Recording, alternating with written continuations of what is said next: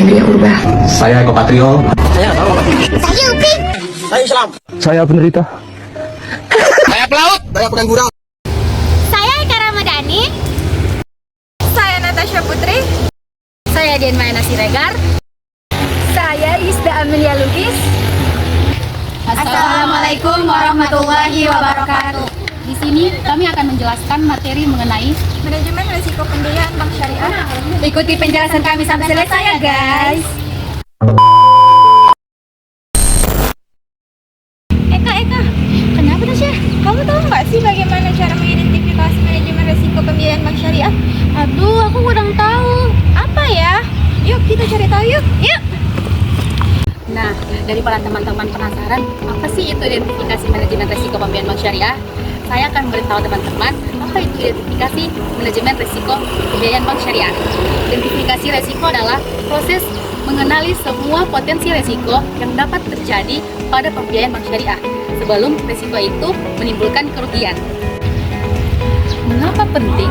Karena pembiayaan bank syariah menggunakan akad-akad seperti murabahah, mudharabah, dan ijarah, sehingga risikonya lebih beragam dan harus tetap sesuai dengan prinsip syariah.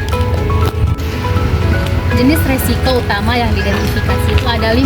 Yang pertama, risiko pembiayaan, yaitu nasabah tidak mampu bayar kewajiban. Kedua, yaitu risiko operasional, yaitu kesalahan prosedur, sistem error, atau kecurangan.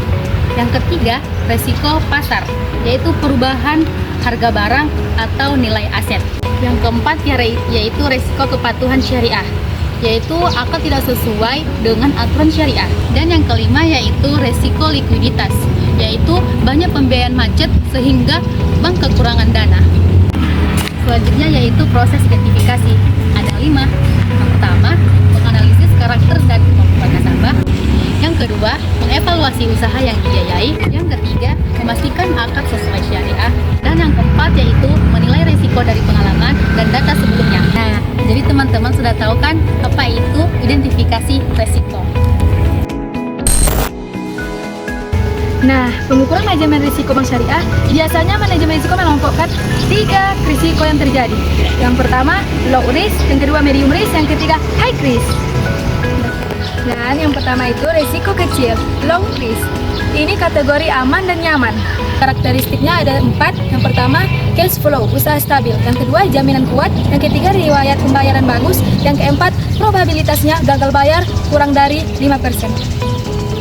Nah, contoh nasabahnya, pengusaha yang laporan keuangannya rapi, usahanya jalan lancar, dan sudah 3 tahun selalu tepat waktu pembayaran cicilan.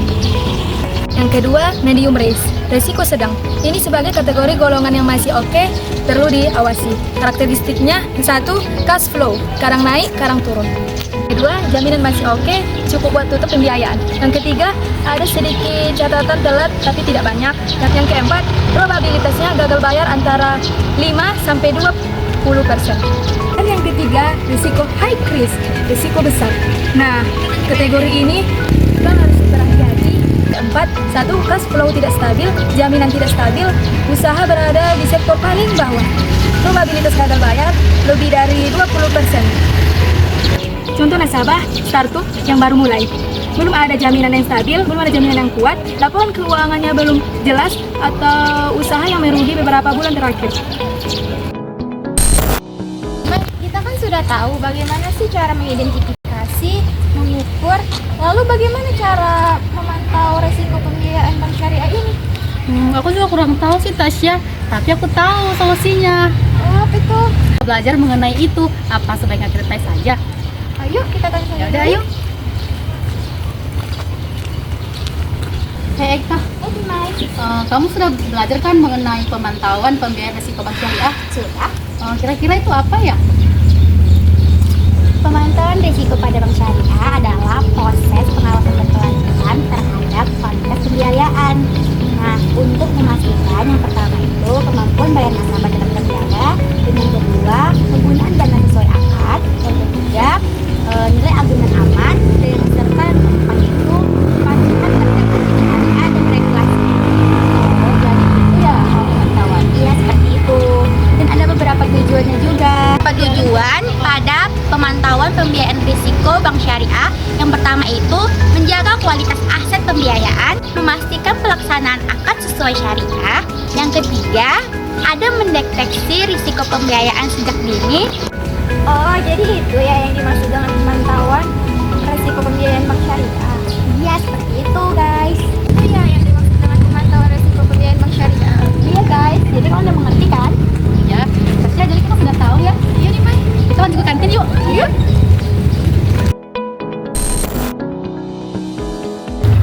Karena kita kan tadi sudah belajar mengenai pemantauan pembiayaan risiko bank syariah.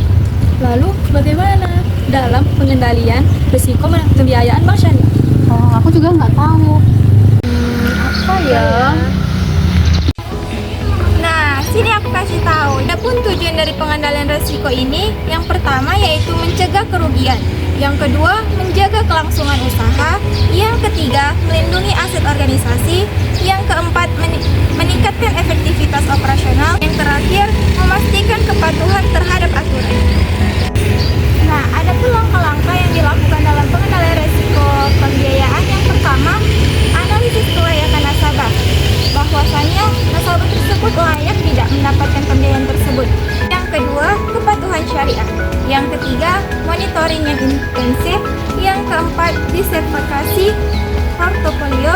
Yang kelima, restrukturisasi bila terjadinya masalah. Dan yang terakhir, yang keenam, sistem manajemen risiko yang terpadu. Itu dia teman-teman beberapa penjelasan mengenai Manajemen risiko pembiayaan bank syariah, identifikasi, pengukuran, pemantauan, dan pengendalian. Mohon maaf apabila ada kesalahan kami dalam menyampaikan beberapa penjelasan tersebut. Dan semoga apa yang kami sampaikan dapat bermanfaat bagi teman-teman semua. Wassalamualaikum warahmatullahi wabarakatuh.